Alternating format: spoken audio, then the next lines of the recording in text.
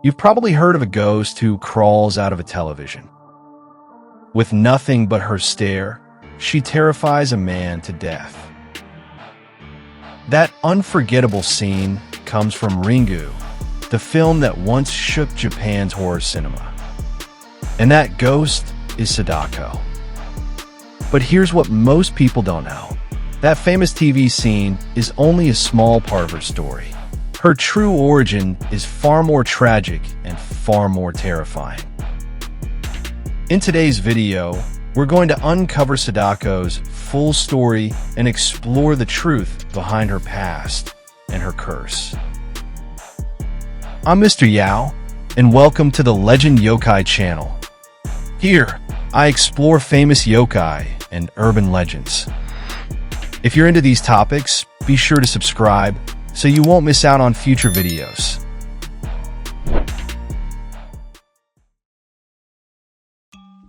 When it comes to famous Japanese onryo, aside from the four great onryo of ancient Japan, the most well-known modern onryo are undoubtedly Sadako and Kayako. Sadako Yamamura, also known simply as Sadako, is the iconic protagonist of the horror film The Ring. Her character originated from the Ring series of novels written by Japanese author Koji Suzuki. Interestingly, Sadako's mother, Shizuko Yamamura, and some of the scenes in the novel are inspired by real-life events. The most famous part of Sadako's story is the scene where she crawls out of a television and seemingly scares a man to death with her terrifying gaze.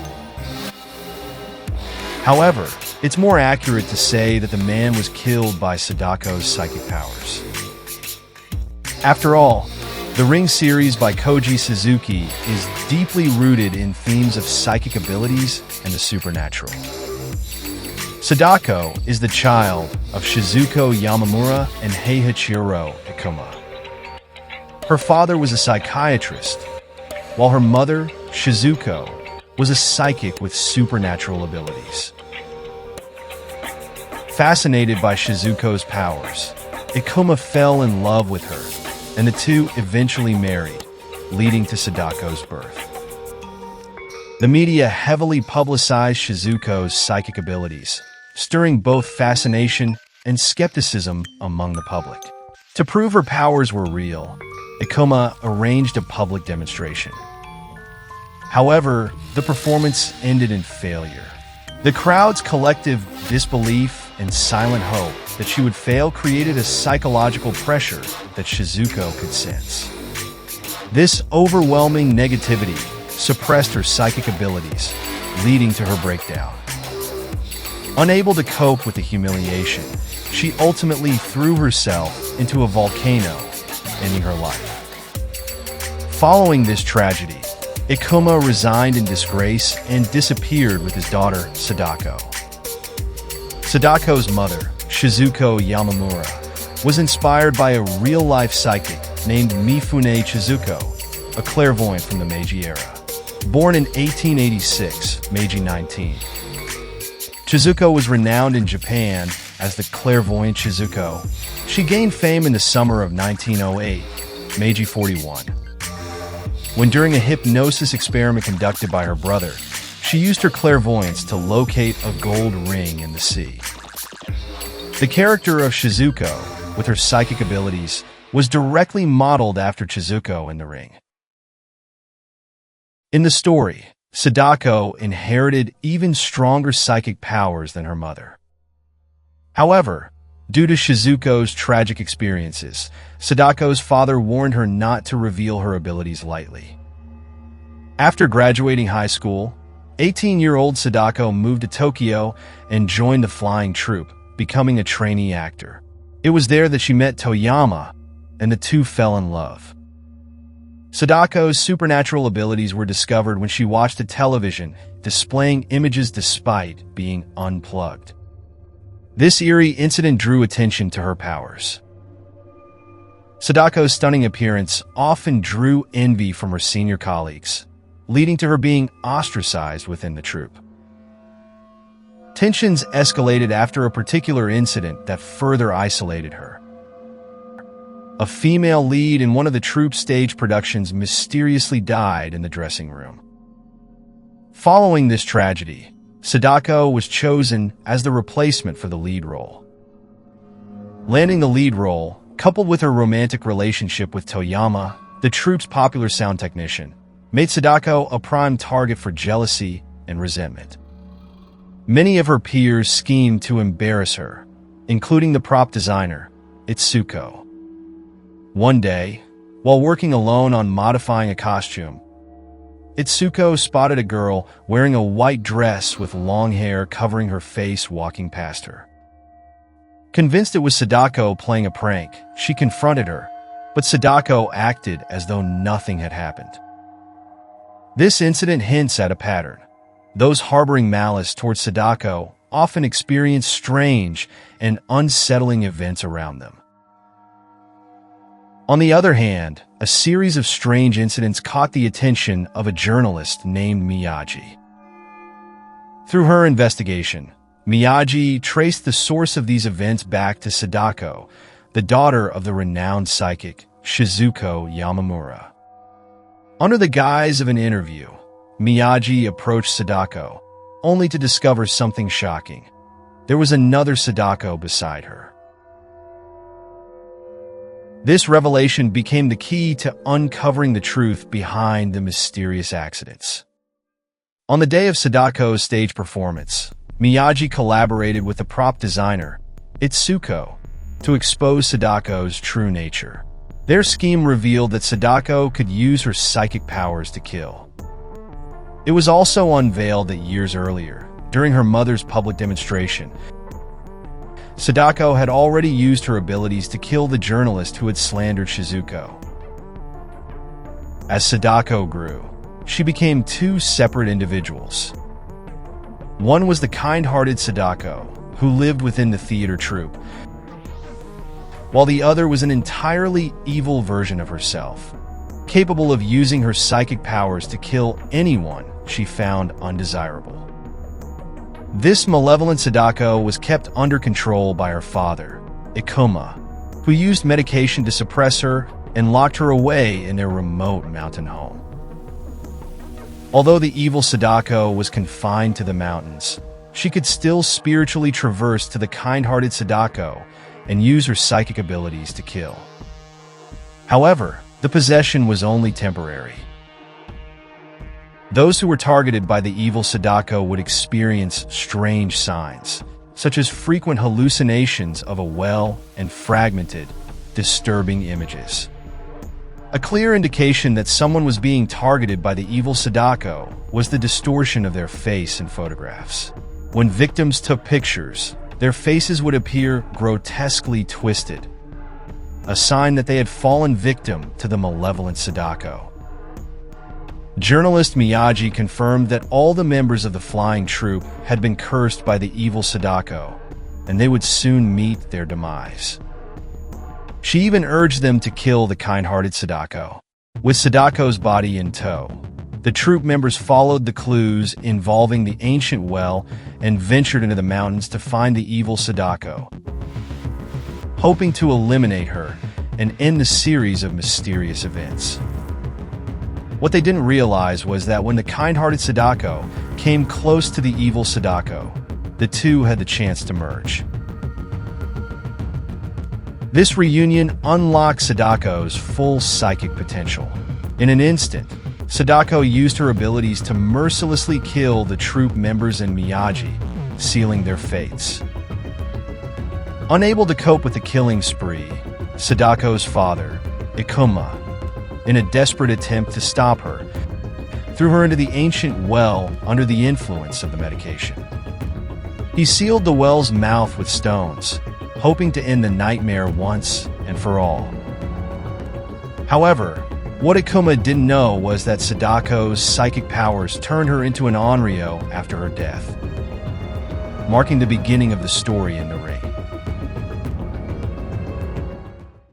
There is a rumor circulating among Japanese middle school students.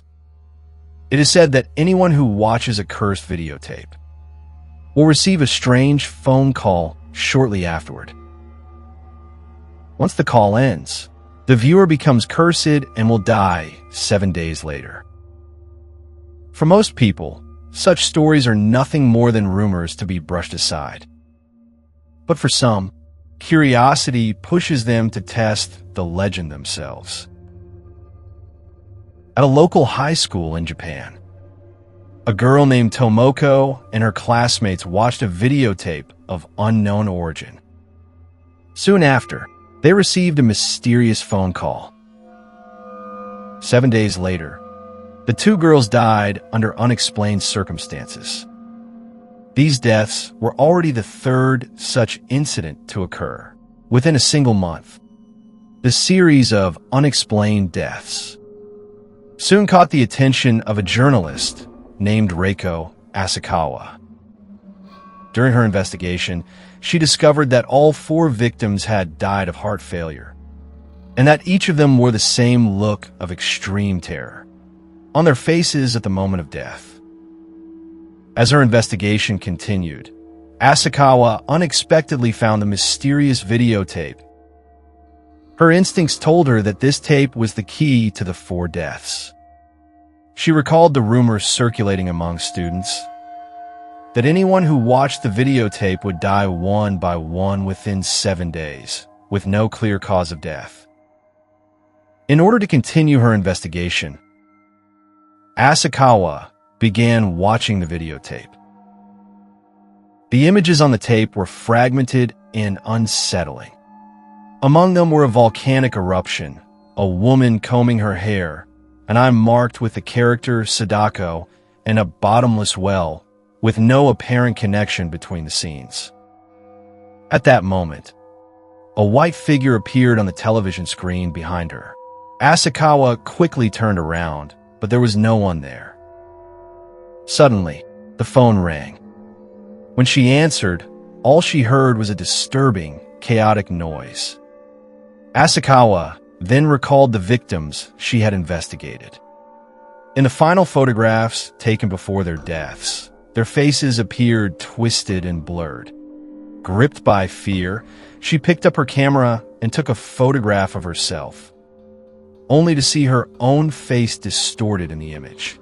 Realizing that she had been cursed, Asakawa hurriedly copied the videotape and took it to her ex-husband, Takayama, for help. After thorough investigation, Asakawa finally discovered that the creator of the videotape was Sadako Yamamura, the daughter of pre-war psychic Shizuko Yamamura. That night, Asakawa realized that her son had woken up without her noticing and was watching the videotape, becoming cursed as well. If they could not break the curse within the next 7 days, the entire family would face certain doom. As the truth came to light, they learned of a tragic event from the past. Shizuko, who possessed psychic powers, was rejected by society and ultimately died unjustly. Her daughter, Sadako, inherited her mother's abilities and was destined to suffer the same tragic fate. Pushed into a well by her father and buried alive, Sadako endured extreme agony before dying. In her final moments, she used her psychic powers to transform her hatred toward the world into a curse, which was recorded on videotape. It was through tracking down Takashi Yamamura, Sadako's mother's cousin, that Asakawa and Takayama learned the full tragedy of Sadako's past. Guided by Takashi, Asakawa was able to locate the very well shown on the videotape, where she discovered Sadako's remains buried inside. They realized that Sadako's final wish might have been to have her body properly laid to rest, in hopes of calming her vengeful spirit. Just when it seemed that everything was over, Asakawa's ex-husband, Takayama, experienced the most infamous scene from Ringgu in their apartment. A white-clad, vengeful spirit slowly crawled out of the television. Takayama was terrified to death his face twisted in the same expression of horror as the victims in the previous 4 deaths. It was then that Asakawa realized they had made a fundamental mistake. Sadako's curse had nothing to do with whether her body was properly laid to rest. The only way to avoid death was to copy the videotape and have it watched by someone who had not yet seen it, passing the curse on to them. But in doing so, Sadako's curse would remain in the world forever. In order to save her son Yoichi, who had also watched the cursed videotape, Asakawa took the copied tape and drove to her father's home. She knew in her heart that, to save her son, she would have to make a painful choice, sacrificing her father and letting him bear the curse. The curse of the videotape spread rapidly among students as a bizarre urban rumor, followed by a series of unexplained deaths. A journalist named Asakawa began investigating the case and eventually traced the clues to the well shown in the videotape, where the remains of Yamamura Sadako were discovered at the bottom. After Sadako's body was recovered from the well, forensic examination confirmed that her actual time of death was only 1 to 2 years prior. This discovery revealed a chilling truth. Sadako had not died long ago. Instead, she had been trapped at the bottom of the well, surviving for a full 30 years. Sadako miraculously survived at the bottom of a well for 30 years. During this long and desperate time, the resentment she accumulated grew beyond anything ordinary people could imagine. After her death, this resentment did not vanish, but was sealed into the videotape, eventually giving rise to the so-called videotape curse. Journalist Asakawa Reiko, her ex-husband Takayama Ruji, and her son Asakawa Yoichi were all drawn into the curse while investigating it. In the end, only Reiko survived, while her ex-husband Ruji tragically died under the curse. The truth behind Asakawa's survival is chilling. Only by making a copy of the videotape and having someone else watch it could the curse be transferred. To save her son Yoichi, Asakawa ultimately chose to give the copied tape to her own father. A few months later, a rumor quietly began to spread. Anyone who had watched the cursed videotape could be saved if they had someone else watch it within 7 days. This rumor spread like a virus, yet the city continued to witness a string of mysterious deaths. Takayama Ruji's student and assistant, Mai Takano, went to the place where Asakawa Reiko worked to investigate his death. When Mai and Reiko's colleague Okazaki arrived at Reiko's residence, they were shocked to find that she had mysteriously disappeared. Mai conducted her own investigation into Reiko, but it wasn't long before a police officer found her. From the officer, she learned a shocking truth. Reiko's father had already died, and his manner of death was identical to that of her teacher, Takayama Ruji. The officer tried his luck with Mai, hoping to get some clues, but in the end, he came up empty-handed.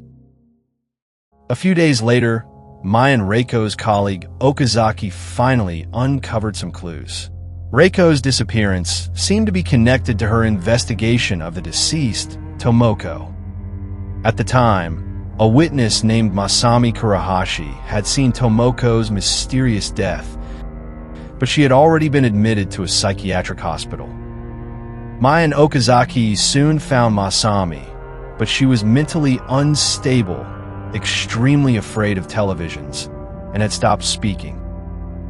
From Masami's attending doctor, Kawajiri, they learned something strange. No matter how her photos were taken, Masami's images always appeared distorted. Dr. Kawajiri explained that this was a psychic ability known as psychic photography. By chance, Masami approached a television, and the screen displayed a dried-up well. Everyone around the TV, immediately fell into a state of hysteria. Seeing this, Mai quickly rushed to support Masami. The moment her hand touched hers, Mai was pulled into Masami's memories, through which she discovered that she herself possessed psychic abilities. The next day, Mai spotted Yoichi outside a supermarket, which led her to successfully find Reiko. From Reiko, Mai learned that Yoichi was experiencing the same condition as Masami. They no longer spoke, and strange occurrences happened whenever they got near television. Meanwhile, Masami was taken by Dr. Kawajiri for experiments.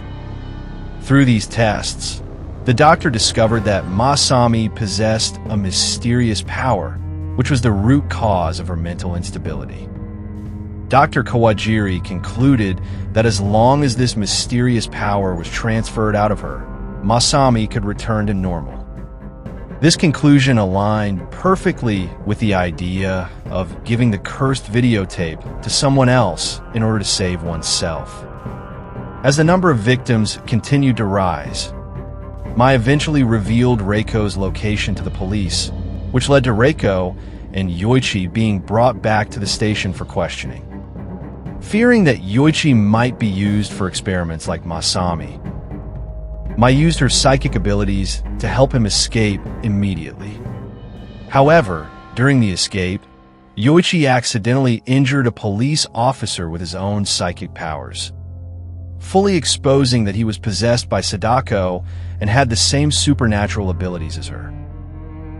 Reiko was also tragically struck by a car during the escape, which only deepened Mai's sense of guilt toward Yoichi.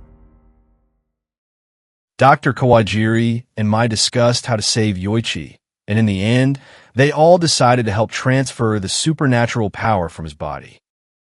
Concerned that Yoichi might not have enough strength, Mai volunteered to act as a medium to assist him with the transfer. That night, the experiment to transfer Sadako's energy took place by the pool. As the procedure progressed, the once calm water began to surge. The lights flickered on and off, and everyone started experiencing hallucinations. Tragically, Dr. Kawajiri and his assistant lost their lives during the process.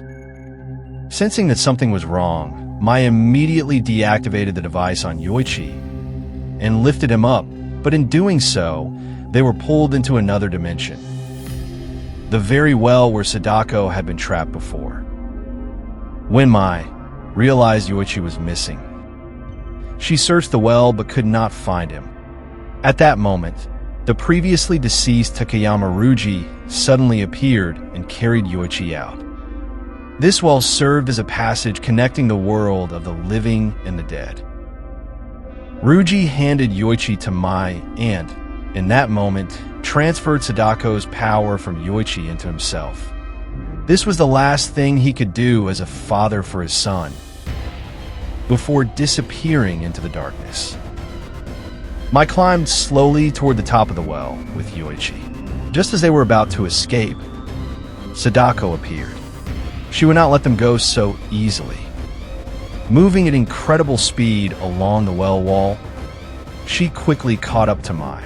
Unexpectedly, Sadako did not kill Mai. Instead, she left a single phrase, "Why are you able to survive?" before falling back into the well water. These words reflected the essence of the 30 years of resentment she had accumulated while trapped in the well. Having survived the ordeal, Mai climbed out of the well with Yoichi. In the next moment, the scene around them shifted from the well back to the pool. With Sadako's energy transferred out, Yoichi returned to normal, and Mai finally showed a smile she hadn't worn in a long time. The events surrounding Sadako seemed to have come to an end. But was that really the case? Sadako's story was presented to the audience as a trilogy, with its terrifying events leaving a deep impression in people's memories. Some found it chilling, while others thought it dull. Yet there is no denying that Sadako has become one of the most iconic, vengeful spirits of the modern era. Do you really believe Sadako's story is finished?